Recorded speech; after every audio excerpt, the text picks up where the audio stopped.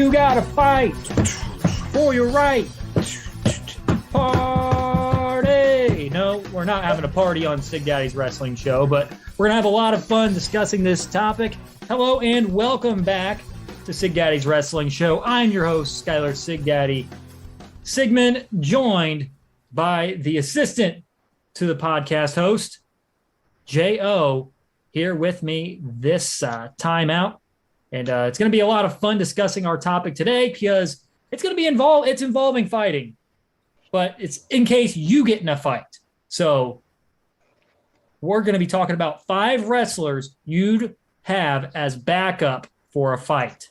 You'd want as backup for a fight. And this is going to be interesting because there's a lot of notoriously tough professional wrestlers that have come and gone and still exist today. Say big, scary guys. Big, scary guys that you do not want to fight in a dark alley, a light alley, or any alley in particular, period. No, but you'd want them to help you in a fight. Oh, that's for sure. That's for sure.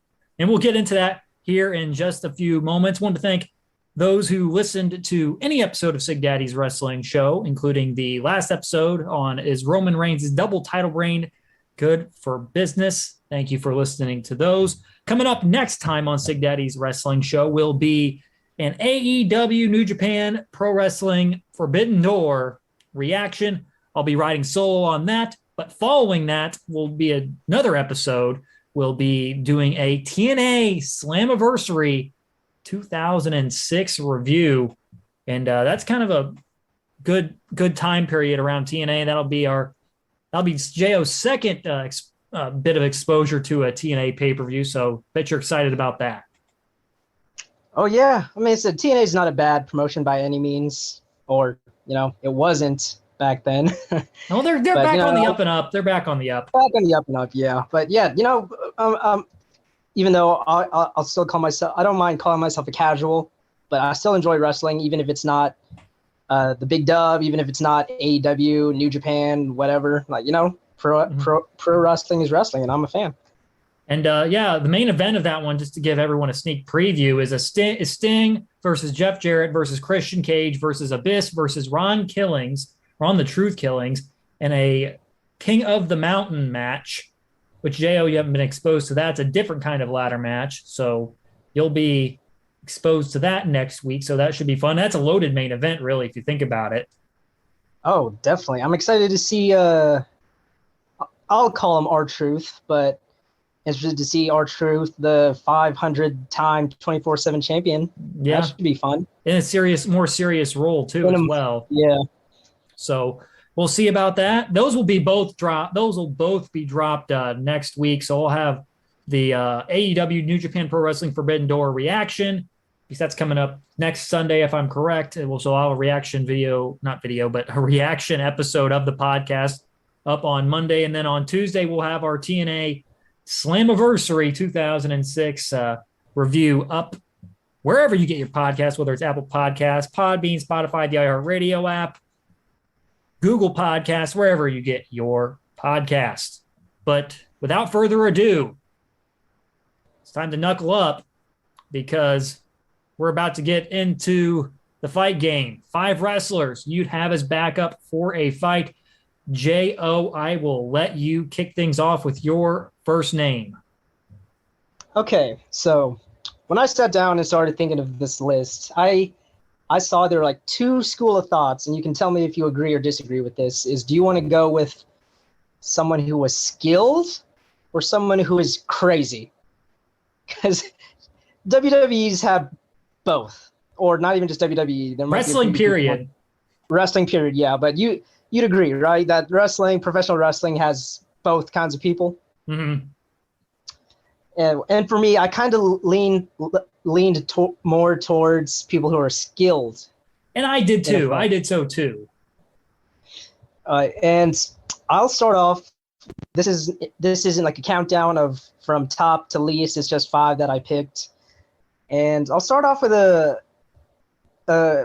probably one of the more notable ones on my list. I'll start off with The Undertaker. Interesting. Yeah. while he's not necessarily known as a fighter, it's just his presence. I mean, the dude's what, 6'8", And 6'9", yeah, 300 pounds at his best. and he does And, showcase some MMA skills. Very true. And he's a big MMA fan. I think it'd be safe to say, he has some skill in it as a enthusiast. And just the stories you've heard from The Undertaker. I mean, there's a reason he was the unofficial/official backstage, ruler? Like, any times there were problems in the backstage in the locker room, Taker was Wrestler's the guy. court. Wrestler's court, yeah. And you don't get a position like that without your presence. And the stories I've heard from other people is how Taker can just stop a fight by looking at someone. I would. I'd run away. I think the example I saw was from a video from Parts Unknown, Adam Blampier. Undertaker stopped a group of guys trying to carjack Bruce Pritchard. All he had to do was look at him. That'd be enough to heat me off. Say, what more do I have to say? That's for sure. But that was a surprise. I did not expect that on the list. But that's a pretty good one to start off with. My first person on the list is Rowdy Roddy Piper. Oh, that's a good one. He's a legit boxer, isn't he? He was a boxer. He's just notoriously tough. He wrestled with a steel-plated hip at one point, like a prosthetic hip. He was awarded a black belt, if you didn't know this, by it was in judo. But yeah, he was awarded a black belt in judo from Judo Jean LaBelle, and it was supposedly won a Golden Gloves in his youth, as I looked on Wikipedia. But Roddy Piper, notoriously tough. He had a boxing match with Mr. T at WrestleMania too. Right. And he legitimately could have probably beaten the crap out of Mr. T if he really wanted to. And they didn't like each other. Piper did not like him because Piper didn't like the way he treated the business. And so, yeah, that's interesting. But yeah, Piper is notoriously known to be tough. And it's one guy you want to screw with. Isn't the story behind the Mr. T boxing match? Didn't Mr. T almost back out because he didn't want to do it? He may have. I can't remember it exactly. I read Piper's book, which he started and then his kids finished. But I remember him. He did a lot of training with Judo Jean LaBelle at one point too, in judo, and black belt in judo. So you want those hip tosses and hip throws, so you want him on your team. And a lot of people could even say, and he's one guy that will probably, even if he's getting the crap beat out of him, he will not stop coming at you like a pit bull. I don't doubt that. I do not doubt that at all. They were different in the 80s, weren't they? Mm-hmm. And with these lists, it's dead or alive. We're going universal, by the way. I forgot to preface that. It's just we're dead or alive. Which wrestlers would you want to have as backup for a fight? But yeah, that definitely Piper's on my list, and so leaves me to hand it back off to you for your second person. All right, so this one might actually surprise you even more than The Undertaker. I went with Matt Riddle. That's actually a pretty good one. I thought about him briefly, but I didn't go with him. But explain. The only thing that really made me hesitant was he doesn't seem, at least to me, he doesn't seem like he's that, what's the word I'm looking for? Hot-headed, I should say. Yeah. Which, that might be because of, his the shenanigans he likes to get into on his downtime. I won't say what specifically, but if you watch Matt Riddle, you could probably guess what I'm talking about. But the guy went 8-3 in the UFC. So that's a pretty decent record in my book.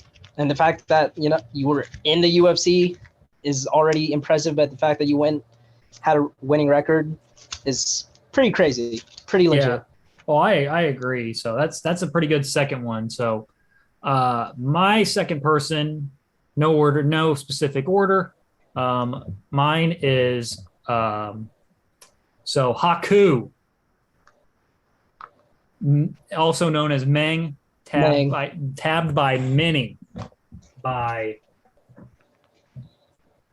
just want to make sure by many as one of the toughest professional wrestlers ever. Like it's somebody you want on your side, because if he's not, good luck. He was former sumo wrestler. Didn't know that. I looked at his Wikipedia, and former WWF tag champ with Andre the Giant, WCW Hardcore Champion. There's multiple stories that are out about him. One of them was with Shane Douglas.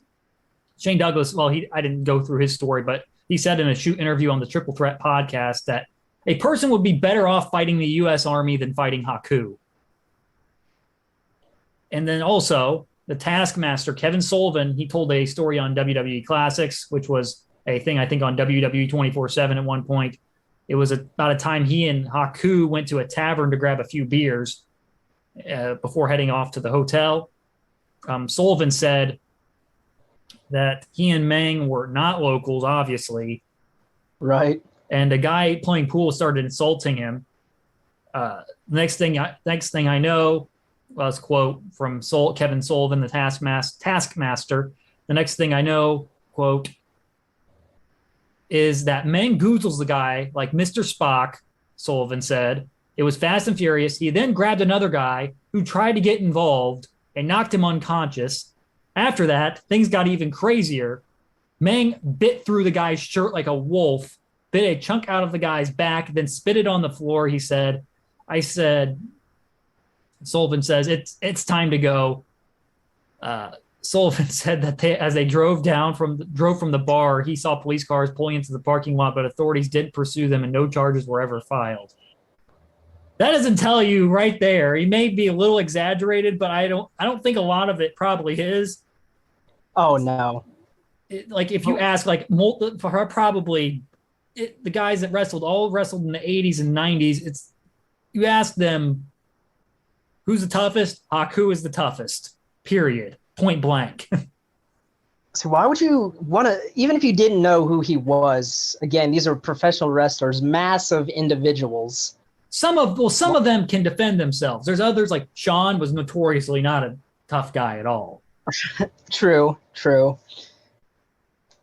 I mean, you know what? We're just going to keep going into this because I actually had Haku / Meng on my list as well. Mm-hmm. And I took a lot of the notes I took was, I remember I watched that video, the one that I referenced earlier from Parts Unknown. Mm-hmm. And they talked about how Haku was one of two people that Andre the Giant was scared of. And it's Andre the Giant who, in his day, was one of the toughest people in the business. So if one person is scaring Andre the Giant, this is someone who is not to be taken lightly. Yeah, and that's one guy you want on your side. Yes. If things break down, he will take multiple people out. And remember Simon Miller that one time he insulted him? Like, I don't know if he insulted him or there was like some rumor thing, and then Simon Miller had to run away from Haku because Haku was going to go get him. I'm like, oh, you dodged a bullet there, Simon. From what Simon, culture? You're a big guy, but oh man. But yeah, I had Haku on mine, and you really said everything that I was going to say too. It's just the legend status of this individual of being you can't even say one of the baddest. You could say he's the baddest, most frightening person to ever grace a WWE ring. And he's like super nice to you if you're on his good side. He's the nicest person ever. He's your best friend. Just don't get on his bad side. Oh man. All right, Jo. Let's go with that number 3 now, the third person. For me, my third person, when we talked about this after we finished recording yesterday. Do you have limit? You're already on your fourth, aren't you? Yeah, Meng was mine. Well, okay. We shared that spot. Yeah, I'll do 2 in a row after that. I'll do 2 in a row. So we talked about the topic briefly after we got done recording yesterday. So you might have this one unless you changed it. But I had Ken Shamrock. We both do now. So, Okay, okay. yeah. But Ken Shamrock, a badass individual, legit mixed martial arts experience, was amazing at Pancrase. And What King of I mean, Pancrase in 1994. right. Yeah, that was my number 3. That was my third guy too. That was my third guy. So, yeah. And for those who aren't aware of, I mean, I'm not an expert, but Pancrase, it's a legit mixed martial art. Hmm. There, and it's a hard sport to be in. It's a contact sport, combat sport, and Ken Shamrock was on top for the longest time. Yeah, he was the UFC Super Fight champion, King of Pancrase in 94, UFC Hall of Famer. Guy, yeah, tough guy. Legit tough guy. No doubt. And someone I definitely would be if he was by my side, I'd probably be pretty eager to start fights. Yeah, he'd be like, all right, he's like, I got Ken Shamrock behind me. I'm good. I'm good. Well, I'd say that if I had Haku with me just by himself and be like, all right, I'm good. I just got Haku here. So if stuff breaks down, Haku's going to take everyone out for me. Like, honestly, I'd invite, I was like, for everyone on my list, I'd invite all of us out to the bar. And as soon as I got there, I'd just start knocking people's drinks out of their hands, pushing people just to see what happens. I guess I'd be the instigator in that situation. Yeah, it's probably not a good idea. Not the best, but like I said, we got some badasses on our side. So yeah, Shamrock was my third guy, so I'll jump into my fourth. So my fourth guy is also a former, was a big into Pancrase, Minoru Suzuki. Former IWGP Intercontinental Champ and Tag Champ, along with a never open weight championship. He has a 30-19 overall record in mixed martial arts, a former King of Pancrase open weight champion, which is a Japanese-based martial art, I'm pretty sure, if I'm correct. And if you ever watch his matches, this dude he hits hard. He hits hard in the professional wrestling ring, but he was very skilled on the ground. So of his 30 wins in MMA, 22 of them were by submission. that's a lot. So if this thing got to the ground, that's one thing you'd want. That's the guy you want. One of the guys you want. Oh, that's wraps. It's game over. For sure. That's and Minoru Suzuki, he's just freaking crazy anyway, like crazy tough, and you hit him and he gets more motivated. I say, and he's still active now, isn't he? Yes, he's in his 50s. He's wrestling at Forbidden Door. Man, he's in his like mid 50s, still going strong. And I'd be willing to say he's probably just as tough in his 50s as he was back then. Yeah, definitely somebody I want on my side, for sure. So that's my fourth person. Jo, who is your fifth and final person you would like to have as backup for a fight? This one probably is going to be the most obvious for those. Like, if you were to ask someone to make a list on top of their head, they'd probably list this person first. Hornswoggle. No, I'm just kidding. Oh, Hornswoggle, man. Oh, hey, he's tough. He is tough. Yeah, he got beat up by JBL one time, I'm pretty sure, and during a match, or got thrown around. No disrespect to Hornswoggle, but my real fifth pick is Brock Lesnar. Good pick. That's a good pick. Good pick staying in the MMA world as well. Right. Like a few of the people I mentioned, UFC experience. He was a UFC champion at one point, and the founder of Suplex City. Just a massive, massive individual. I feel like with Lesnar, he kind of has that same impact that Undertaker would have, that he could probably just look at a guy who's giving us trouble and scare the guy off. With those lats, I would just run away. Oh, his lats are about as big as I am. Like, I would just run. I'd be like, okay, yep, I see you. Bye, buddy. You're about 300 pounds, and I don't want to mess with you. And you look like you could rip me in half with one hand. Oh, guaranteed. Without any effort as well. Yeah, Brock's resume speaks for itself. All NCAA champion wrestler, UFC heavyweight champion at one point. A big, big man. 6'3", 285, 290. Yeah, just a beast. The beast. Beast. He was the beast incarnate, whatever you want to call him. Definitely a guy you would want. But that's a really good final pick, Jo. My final pick, my fifth person, it is an MMA fighter as well. It is Dan the Beast Severn. Okay.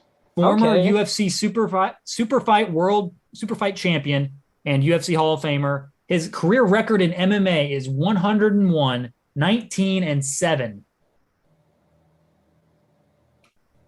And he's got a lot. Sorry.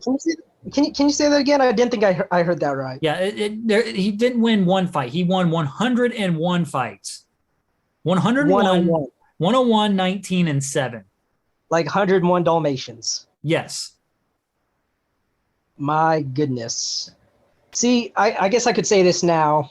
He was on my honorable mentions, but I don't think if I dug a little deeper and saw that, he would definitely have been on my list. That is just insane. Oh no, I wasn't even done. I wasn't even done yet with talking about him because he's a former 2-time NWA World's Heavyweight Champion, and according to his Wikipedia page, he is a 2-time NCAA D1 All-American in wrestling, a fifth degree black belt in judo, a second degree black belt in jiu-jitsu, and a first Razriyad international master in sambo. I probably should have dug a little deeper on Dan Severn. My goodness. Yeah, I was looking into him and I'm like, my goodness, yes, 1,000 times. Yes, I want this guy. And the mustache. You gotta have the guy with the mustache. Oh yeah, mustache alone. That if you just saw that, I was like, do I even want to mess with this guy? Nope. Yeah, that was my fifth and final pick, and I thought it was very appropriate. And yeah, let's just recap our list real quick, and then we'll go over honorable mentions. So you go first, Jo. So I had Undertaker, Matt Riddle, Meng, Ken Shamrock, and Brock Lesnar.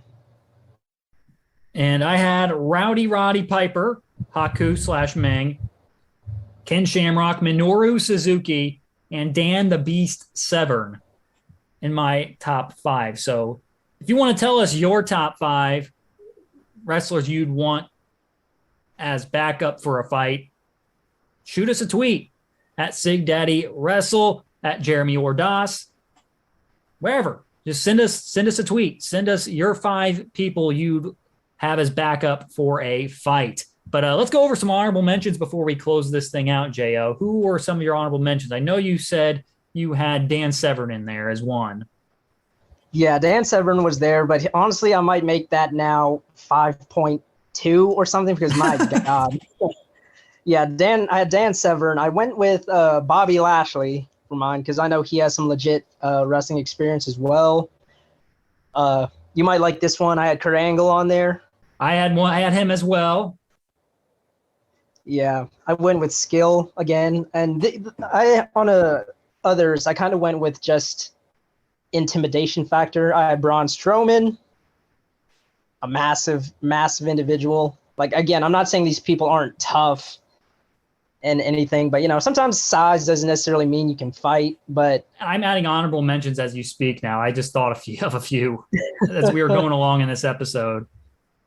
Right, but yeah, just because you're big doesn't mean you can fight. I understand that, but sometimes you can be so big that the person doesn't even want to start a fight. So that counts as a win in my book. Yeah, that's for sure. That's for sure. So yeah, I had Braun Strowman, and then I threw Kane in there. Okay. So I had Kurt Angle, as we already kind of agreed with. Steve Blackman, the Lethal Weapon, 1997 to 2002 was in WWF, had a legitimate martial arts background. And Eskrima, which is a weapons-based martial art based out of the Philippines. Yeah, I was going to say, I know Eskrima. And Taekwondo as well. And you saw him, he'd carry around nunchucks and some other different weapons to the ring. Steve Blackman. So definitely a guy you wouldn't want to mess with. Brian Pillman, the loose cannon. So I've been reading his book by Liam O'Rourke. It's very good, by the way. Definitely recommend checking it out. He was legitimately a tough guy. He's always an underdog. He was undersized, but he could take care of business if he needed to. Wasn't the biggest guy, but he was a pit bull. So wouldn't want to mess with him for sure. And I added two more, actually, as we were going along. So firstly, RVD. Oh, okay. With his martial arts background. Definitely wanted him. Shout out to RVD. I saw you in pro wrestling, Noah, here recently. He's looking hella good at age, 52 now, 51. But yeah, definitely with his martial arts background, I want him on my side. And Godfather, who was a bouncer he was a bouncer at strip clubs. Okay. Oh no, yeah, and don't get me wrong, wasn't he part of Undertaker's backstage crew? Yeah, he's part of the Bone Skull crew. Okay. So that right there tells you all you need to know about him. If Undertaker lets you be in his group, then yeah. Yeah, he was a bouncer, I think, at nightclubs, and it was on Dark Side of the Ring. And you know what the funny thing was? The thing he hated most of these clubs was the pimps. And he legitimately became a pimp on TV. You either die a hero or live long enough to see yourself become the villain. But he was a hero as the pimp. Yeah, but to him it was a villain. Yeah, but man, there was a story where he just slapped. He was with just an open hand slap. He would wreck people in clubs. So yeah, that's definitely somebody you'd want as well. Those are all honorable mentions. Didn't quite make it to our top 5, but definitely people you would definitely consider if you got in a fight, if you'd want them to be on your side and have your back. So that was a quite interesting topic we went through there. Jo, how do you feel about it? So looking at this topic, I think it's important to note that you could ask 5 different wrestling fans the same question, and there'll be some overlap for sure, but there'll probably be other people we didn't mention or didn't even think about. And I think that's just a sign of how tough the WWE or pro wrestling in general, the kind of people they have in there. There's just so many that we could name. There's so many options, really, if you think about it. There's so many options. Iron Sheik at one point was he was a legitimate Iranian badass wrestler, amateur wrestler. You got to think about that, because I didn't even I'm looking at my Funko Pop on my desk, the Iron Sheik, and I'm like, he was a legit badass too at one point. Iron Sheik was. Oh yeah, no joke. So those you could ask so many, you ask 5 different people, there could be some overlap, but there's going to be different lists for everybody. So which makes it such a kind of a unique topic to go over, because it's just interesting to see how different people approach it. Most of ours was kind of based on skill, but it was also just sheer badassness, as they like to say. But some people would be going with a different route and such with this. But it's just cool to see the differences in how our list looked. And it's a unique topic, because we don't go into this kind of thing really that often. This is kind of a weird topic for us, because we don't do kind of this odd. It's I wouldn't say odd. It's sort of an odd topic to get into for wrestling, because you don't really hear a lot of people talk about this that often. No, you're not as often as they could. I'll say that, because again, just so many tough badasses in WWE. It's a conversation that could be had millions of times over. Mm-hmm, for sure, no freaking doubt. So I hope you all enjoyed this episode of Sigdaddy's Wrestling Show. We had a lot of fun delivering it to you here, and thank you again to Jo for taking the ride along with me. It's always a fun time. Always fun.